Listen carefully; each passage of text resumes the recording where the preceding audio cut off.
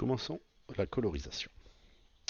Dans Photoshop, nous retrouvons un élément semblable à InDesign Illustrator, à une petite exception près, la couleur de devant étant ce qu'on appelle la couleur du premier plan, la couleur de derrière étant celle que l'on appelle la couleur d'arrière-plan. Nous verrons pourquoi premier plan, arrière-plan. Nous verrons qu'il est important de pouvoir sauter d'une de ces couleurs à l'autre, ici par exemple. Pour l'instant, je reste sur ma couleur de premier plan. Je vais ici commencer à coloriser cette case puisque vous serez amené à réaliser chaque case de couleur, mais prenons par exemple la case où Mo menace Calvin.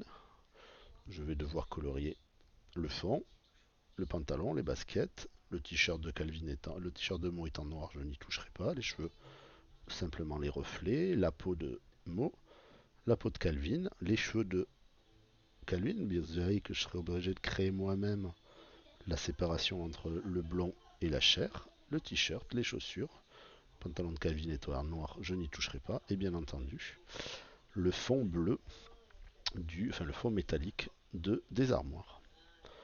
Donc, si je prends le pinceau qui est ici, dans lequel je vais pouvoir changer chaque taille et chaque forme de pinceau, vous voyez ici j'ai toutes les formes de pinceau possibles. Pour l'instant, je ne vais prendre que le net, ainsi qu'une épaisseur d'une dizaine de pixels. Voilà, ce qui va me permettre de commencer à faire des éléments. Je peux toujours prendre un peu plus grand, on verra, hein. Vous avez la possibilité de changer à chaque moment en revenant ici. Donc, le mode étant normal, l'opacité à 100%, le flux à 100%, je vais laisser un lissage à 10%, vu que je suis sur un bord net, je n'ai pas de problème de lissage. Dans Photoshop, si je commence à coloriser, je vais choisir une couleur. Donc je vais aller dans nuancier, ici, fenêtre de nuancier qui est apparu ici, hein. Nous avons le même nuancier sous InDesign, Illustrator, Photoshop. Nous avons tous ces éléments. Donc prenons le nuancier et commençons par le t-shirt rouge de Calvin. Donc, je vais prendre la couleur rouge qui est ici, qui se retrouve là. Si je peins directement sur le t-shirt, je vais commencer à colorier Calvin. Et vous voyez que quand je colorie, le t-shirt disparaît et il ne reste que du rouge puisque c'est identique à un pinceau que je poserai sur un dessin. La gouache recouvre l'ensemble du dessin et masque tous les détails qui sont dessous, ce qui ne m'intéresse pas. Dans Photoshop, pour annuler, vous avez ici une historique, la fenêtre d'historique que l'on retrouve ici, qui indique toutes les actions que vous avez faites et vous allez pouvoir revenir en arrière sur chaque action. Il tient en mémoire chaque action, puisque vous verrez que si vous faites un pomme Z, vous n'avez le droit de revenir que une action en arrière.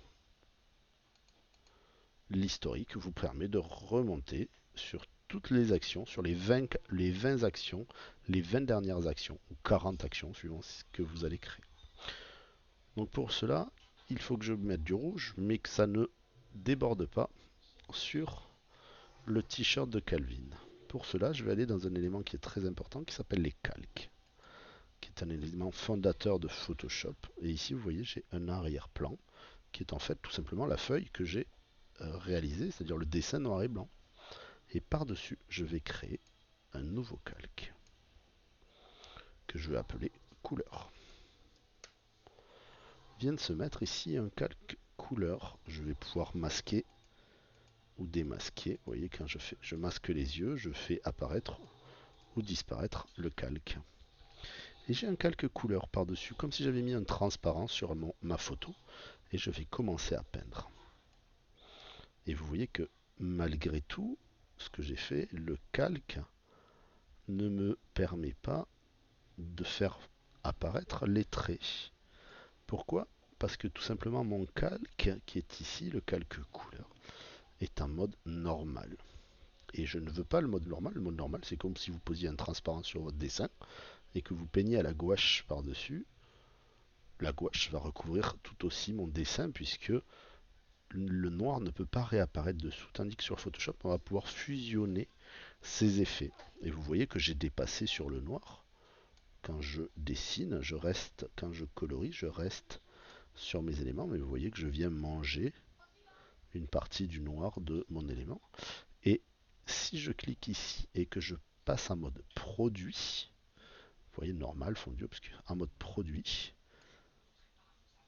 mes deux calques, mon calque arrière-plan qui est verrouillé, mon calque couleur vient de se fusionner et vous voyez réapparaître les éléments, donc le t-shirt et les bandes noires de Calvin.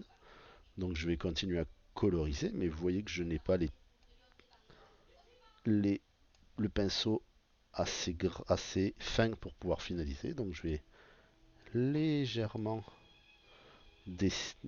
baisser la taille de mon pinceau pour pouvoir arriver à colorier mon pinceau, mon t-shirt sans déborder. Hop. Et là, on revient un peu comme à l'école maternelle étant de ne pas déborder sur les autres éléments. Et vous voyez, je viens coloriser le t-shirt de Calvin. Mon t-shirt étant colorisé. J'ai une solution, je peux très bien décider d'aller coloriser. Vu que j'ai ma couleur rouge, je commence à coloriser tous les t-shirts de Calvin. Et je peux prendre un pinceau plus rapide. Hop. Pour aller plus vite. Voilà. Et je fais tous les t-shirts de Calvin. Mon pinceau étant un peu gros, je vais légèrement réduire la taille. Voilà, ce qui me permet de faire des choses proprement. Et une fois que j'aurai fait tous les t-shirts rouges de Calvin, je passerai à chaque étape, c'est-à-dire la peau, les cheveux, etc., etc. Coloriser étape par étape. Donc vous voyez, Calvin, son t-shirt. Pour l'exemple, je vais m'arrêter là.